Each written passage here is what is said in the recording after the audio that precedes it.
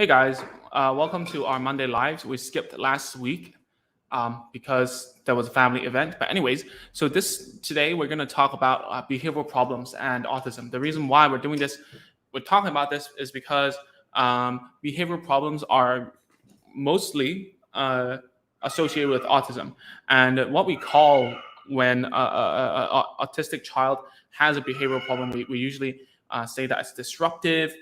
You really say as a problematic behavior or ritualistic or whatever that the label is, right? So when we're thinking about behavioral problems, the first thing that parents will think is, oh, how can my kid go to school, right? Or how can I make them want to play with their siblings or play with me or whatever. And recently has come to like my attention that a lot more parents are talking about like screen time, virtual autism, and therefore I want to like get this straight first. Like, first of all, virtual autism versus autism. I really don't know like the distinction between those two. To be honest, I don't care either. The reason why is because if a child exhibits such problematic behaviors or symptoms of autism, what do you need to do? You don't need to care what it is. Just try and treat it. If it works, then it works. If it's positive, then keep on doing it. If it does nothing, then change. Right? That's all we do in therapy. Find something, try it. Doesn't work, scrap it. Try something else, scrap it until you see positive change. You keep on doing it. Stick to it until it works. All right. And about problematic behavior, let's talk about the reasons why it happens. First of all, it's not because of autism that happens. Problematic behavior happens a lot with speech delayed children. The reason why is because most of all is that the child cannot express themselves correctly, or they don't really have a way of getting your attention, right? Or they don't really have a proper way of telling you no, proper way of getting something they want. So therefore they use like different behaviors to survive in the environment that they are in. Okay, that's like one of the most important lessons that you have to understand. When they are doing something, they're trying to get out of a situation or get something they want. Children are very simple before 6, I would say, before they have like complicated emotions and whatnot or whatever. Okay, so we're up to a slow start today. So if you're watching this, just leave a comment, tell me where you're watching from. That'd be great to know, and that would help us reach more parents. Okay, so if your child is not on the spectrum, what kind of problematic behavior would you expect? Well, there are loads. The most things that I see the most, I just said most 2 times. But anyways, the thing that I see the most with parents and with kids is that children who cannot speak properly, they usually use ways to get attention that isn't appropriate. Okay, and they crave for attention, and therefore they use these methods. And you see that with a student of mine, that he wants your attention and he starts breaking stuff. So in fact, he was just here today and he was like holding on to my car and he was like gonna like breaking it, and he was like looking at me and smiling like that. And he says, broke it, whatever. And he just wants an attention from me. So when I like, because the mother, they kind of say, oh no, you better not do that. Like, that's the thing that he wanted to get from you, right? So if he does that, and then you react this way, then he's going to keep on doing it because he thinks that it's useful, because now you really pay attention to him and he's having fun smiling at you getting angry. So the worst thing you can do is actually feeding into that kind of thing, and it becomes like pretty toxic. You know what I'm saying? So how to stop it is not just to ignore it, right? But to actually like look into it and think about, okay, why is this happening? Why is this happening here? And what should my reaction be? Like, how should I react so that it doesn't feed into a loop and it keeps on going, right? So, oh man, that's cool. From Facebook, we have someone from, I don't know where that is, Puyallup, Washington. I know Washington, so great. And Brittany is from Quebec. Wow, very far away, very cold. But thanks for being here, guys. So let me just keep on talking, right?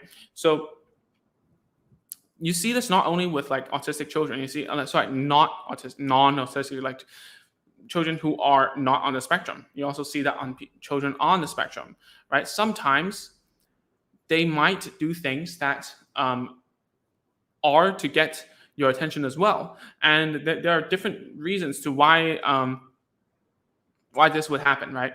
So the first thing is it's you give a reaction a bigger reaction um, than them talking, right? That's something that a lot of Asian parents are guilty of, right? So if like I don't know about like that's what I see at the very least, right? So a lot of Asian parents would be when a child does something wrong, they would go like, "Wah, ah, ah," but then when they do something correct, like, and that's it. So that there's a discrepancy. So children on the spectrum are more likely to catch on um, patterns, right? So if I know that, hey man, they don't know whether it's right or wrong. They just know that if I do this way, I get a bigger response. So back in the day, my very first student, a child who was helping me with training, like so back then when I started as an ABA therapist, the center would make me go through like a whole month of training, and that during that training, there were like 3 kids who we just kept on rotating and trying to teach him stuff. And that was a nonverbal kid, right? At 3, his name was Sean. I guess it's still okay to say his name because no one knows, anyways. And he was one of my favorite students of all time because like he really taught me a lot. You know, like he was the only kid who would go up to him and say, "Hey, Sean," and he would say, "Hey, Ming," like that, and he would call my name with like a funny accent, like, "Hey, Ming," like that. I don't know why, but anyways, the what I was trying to say was how we got him to start talking was that when he said like we were doing some verbal imitation, so like the way how we get kids to imitate our sounds. We were just doing an ah, right? And it took us forever to get him to start imitating. Like he didn't understand that at all. And he had a lot of problematic behavior, like shouting, like throwing stuff, like biting, like throwing tantrums, being like a spinning top on the floor, drooling on you, and then headbutting you. There's a whole lot of stuff that was going on. And then what happened was like whenever like there was one off time that he said ah, and then our supervisor like, "Oh, please give him a crazy reaction." So the whole room, everyone was like, "Whoa!" like that, and then he was like, "What's going on?" And then he caught on to it, and they kept on doing ah, and they kept on doing ah louder and louder, and every time he went louder and louder, our response got louder and louder, and then at a point where he was just trying, he was like. He thought it was like an echo, like cave, echo chamber. So he would go up to it and just try it out and go ah, like that, like, and to see if we would like respond. And then at the end of the day, we had to start like weaning off our response and our attention towards him because it was just like too much. And then, so let's talk about this case because there's loads of stuff to talk about this little guy. The other thing about another problematic behavior we did was about his screaming. So he got into this like pattern and rhythm where he would like just sit inside a room. You know how Hong Kong, like we have really small like houses, not like a really small rooms, very small offices. So we were inside of a small room and we were working with him. And what happened was like he just randomly started to shout like ah, and then he would like tense his body, and then he would like his legs go straight, his back goes like back, and then he goes like that, and he looks, I don't know, into the abyss, like so. That, my friend, is actually stimming, right? So why was he stimming? We don't know. Like a lot of times, stimming, getting into tantrums. Some of the times it's just sensory problems and like frustration release. So we don't really know why. And this is where I want to talk about the topic of punishment, which is not inside of the title, I know, but problematic behavior, punishment is always the first thing we like. Parents will ask, "Oh, how I've been punishing my kid like this. Is it correct? Is it like can I do this or whatever?" So punishment can be done. There's 2 types of punishments within like a behavioral therapy perspective. One is like the one that we know, right? Which is to give a punishment. To give a punishment. That's what we call a positive punishment, right? There's positive and negative punishments, and there's positive and negative rewards. So that's the theory behind it. You don't need to really know. I'm just telling you in the layman term is that there are two types of punishments. One is that you give something, like give something that is not nice to them. For instance, if you give them a beating, then that's you're giving them something that is not pleasant. So that's a positive punishment. So let me just check it up real quick, or else I might be getting it wrong because I haven't talked about this in a long time. Positive punishment. So if you search online, right, it says positive punishment is when you add a consequence to unwanted behavior. So you add a consequence, you add something. So you might scream at the child, you might tell them off, you might hit them a little bit.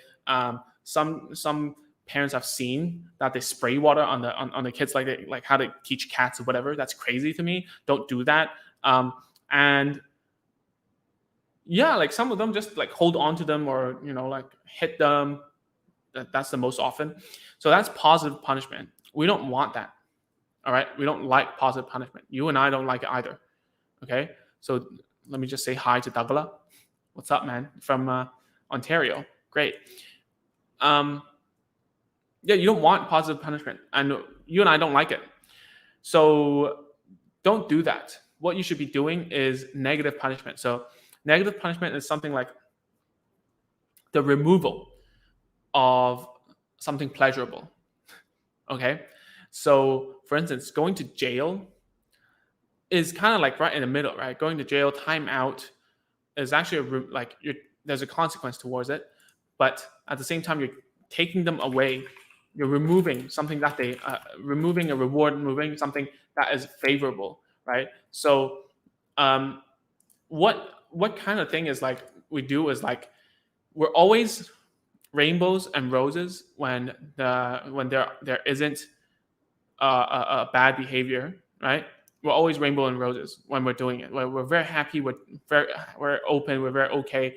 And this is where like a lot of parents, and if you see some of the YouTube comments that they would like, especially the ones that I talk about, like ABA, there are some off comments that are talking about, oh, ABA is not a science. They're like they're like teaching autistic children to be, neurotypical or whatever.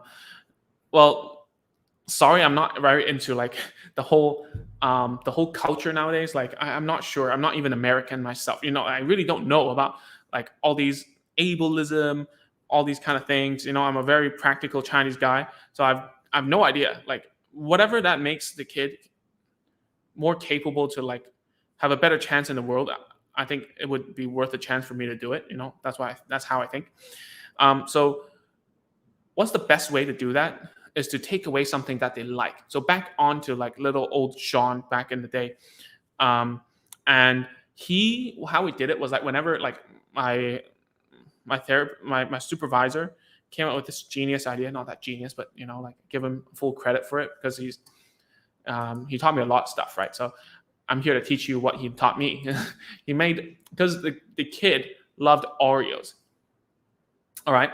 So we made this board like of Oreo, and it was like a puzzle, like a little puzzle. After he finished the whole Oreo, he could have an actual piece of Oreo. Okay. So and how does he get it? So all he has to do is to not scream, and we will reward him for not screaming by giving him a token, right? So it's kind of like going to the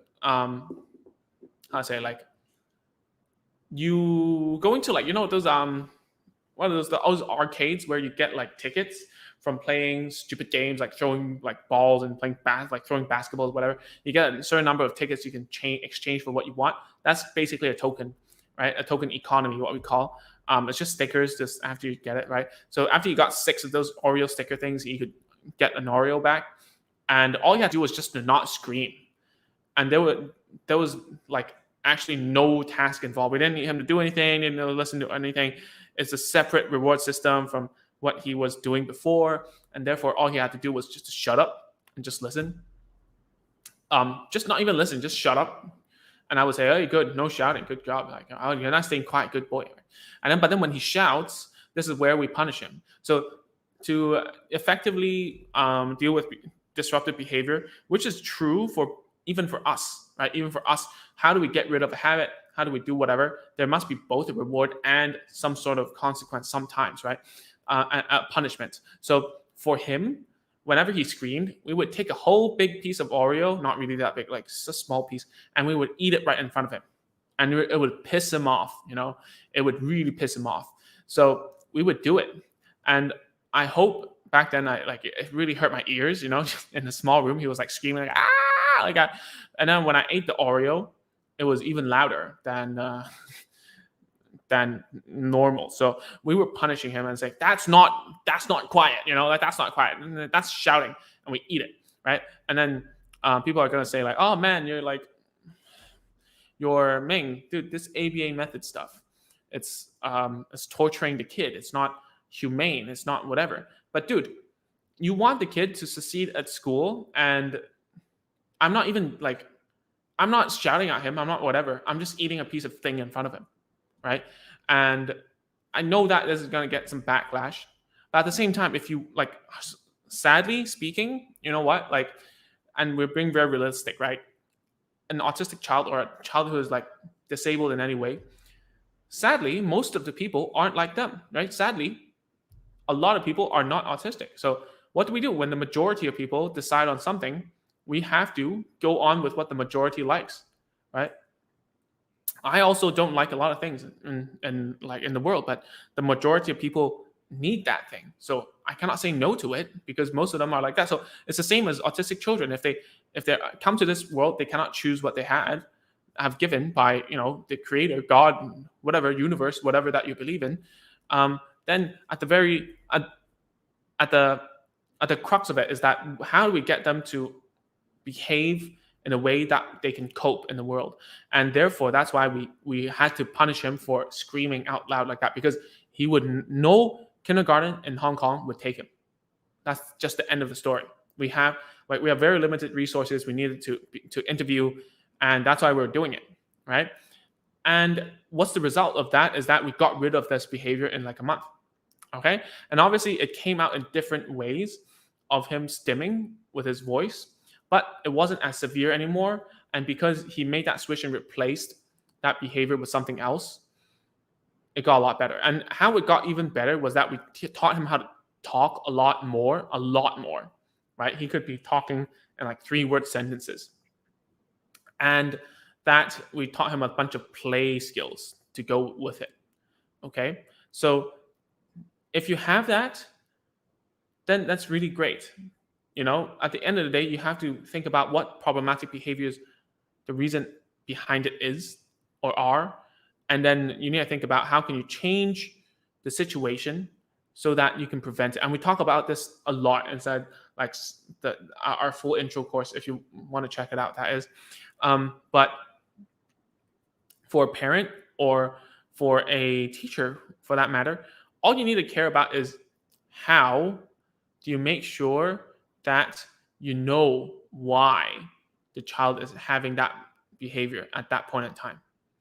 Okay, especially if they're on the spectrum, because they make links and patterns that are one-to-one, right? Only like if and only if, that's the word, mathematically speaking, right? If and only if this happens, then this happens, right? So this is what happens a lot. A lot of parents by accident, they feed into that kind of into what the kid wants, right? And like you have to give them a replacement. Maybe it's talking, maybe it's saying, like giving you something, maybe it's like doing something else, counting down, doing a routine, sing a song, whatever, and it calms them down or whatever. And it really depends on the situation, right? So the last thing I want is that like a parent, like I'm really grateful that on our email newsletter. If you haven't been on our new email newsletter, I write an email every week, and sometimes a lot more during the week. And I talk a lot about like things that you should change in your mindset. Because just now my wife was saying, "Oh, Ming, you should do more videos about teaching how to use specific toys in a specific way." Whilst I really think that is a great idea, and a lot of people are doing it already, I think I do have videos like that as well. But the problem is like when the parents use those methods, the feedback that I get, especially through email, where we can have like a better conversation, or like even in the membership that we have, where parents like pay me money to like look at videos and coach them and guide them. The problem is your mindset is not correct when you're going into it. If you think that having a toy and knowing how to use it will make your child talk, that's already kind of wrong, right? Because what happens is that, oh yeah, I teach you how to use the car slide like that, but then at the same time, what are you doing? You're still like asking a lot of questions. You're still forcing them to talk before they're able to like play with the toy. Then it's not play anymore, right? It always starts off from like the want of the kid. Why? Why do they want to do it? Do they even want to do it? Why are they having this disruptive behavior? Um, why would they choose to do that instead of play with you, right? And those are the things. The only thing you can control is your response and your reaction to the kid, and that comes from how you think. It's not about like the instruction that I give you, right? Because after you watched it, you interpreted it with your mindset, and then you went ahead and you did it. And then when you did it, you're like, oh man, I already copied it one to one and it's not working. And I can tell you 100% because I've been coaching parents, I've been teaching therapists, I've been trained myself by other people, that if there isn't instantaneous feedback when you're doing it, you won't catch yourself doing those stupid things, right? And a lot of people say, oh yeah, Michael Jordan is the best basketball player out there. Why does he still need to coach? It's because a third eye is always better, right? So you need to remember that. And just like I wish that Agents of Speech was more of a, what's that called? It's the best online resource in the world for parents. But sadly, there's a lot of stuff that I feel like needs to be done. And the best thing, I wish what I could do is like, you do something, I put a headset here, like here, and I'm looking through your eye, like looking through like a drone or something. And I say, hey, do this, do that. Stop saying this now. Say this. Try this instead. Oh, it doesn't work. Try this instead. Like that's what I'm trying to mimic here. And the only way to do that is to change how you think first. And that's why a lot of the emails, the videos, or whatever, is informational, but it's not like very tactical. Like it's not like, oh, do this today, or like handicraft ideas for like speech delay kids, or like 3 play methods for this summer or whatever. Like, oh, it's rainy season. Like, how do you use puddled water to play with kids or whatever, or make them talk with socks or whatever. Like these are crazy. I get it. A lot of people watch it too, but I'm not sure if like that's the thing I want to teach you guys, because to be honest, if you know how to think and know know your kid like well, and you know how to hold an activity, and how to explain a task correctly, you can play with your child even with like just plastic cups or just with anything lying around. It's not about the tool or how you use it. It's about like you knowing what's going on and like how to make it fun, right? So I guess that's what I wanted to talk about today as well, just to think about like how we can like help you guys more, right? Because that's where I get my most satisfaction from, to be very honest with you. Like I was thinking about it. Why would I do like a weekly live video for like the past like 2 years? I don't even know. But yeah, that's pretty much it. So Kim from Florida, great. That's it for today. Our lives are a little cut shorter right now. But that's pretty much it. I just wanted to share. The title is not as sexy as it should be. That's why there's not a lot of people today. But thank you so much for joining, and I'll see you next Monday.